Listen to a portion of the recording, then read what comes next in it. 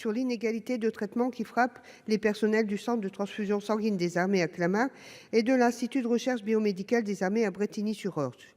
C'est des sujets que je vous avais déjà alertés, monsieur le ministre.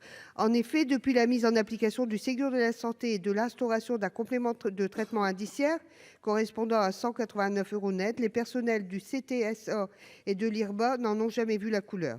Alors que leurs collègues fonctionnaires, militaires, agents contractuels et ouvriers d'établissements industriels de l'État ont pu en bénéficier à condition qu'ils exercent dans un hôpital des armées, le CTSA et l'IRBA restent exclus du complément du traitement indiciaire.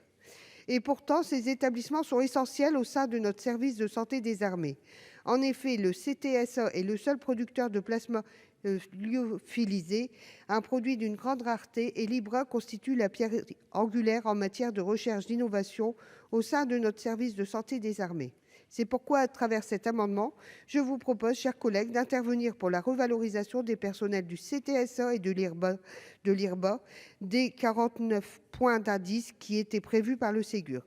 Cette mesure permettrait d'établir une réelle égalité avec leurs collègues des hôpitaux, de l'établissement français du sang et des établissements médico-sociaux. Merci.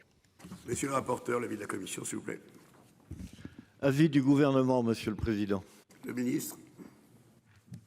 Oui, merci pour votre engagement pour le service de santé des armées, parce que vous êtes évidemment mobilisé sur ce sujet. Alors, il est satisfait cet amendement, parce que la première tranche m'y est engagée auprès de vous.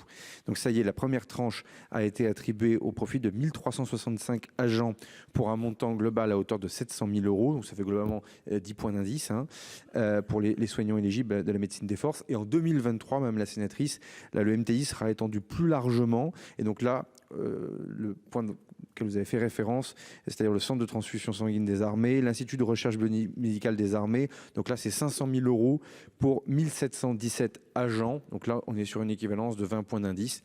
Et puis après, je vous renvoie aux travaux de la LPM pour l'avenir du SSA de manière plus globale. En tout cas, sur cet amendement spécifique, il est satisfait. Sur 2 exercices budgétaires, il est vrai, mais il est satisfait. Demande de retrait. Il est donc retiré et vous avez la parole pour votre dernier amendement, le 1281.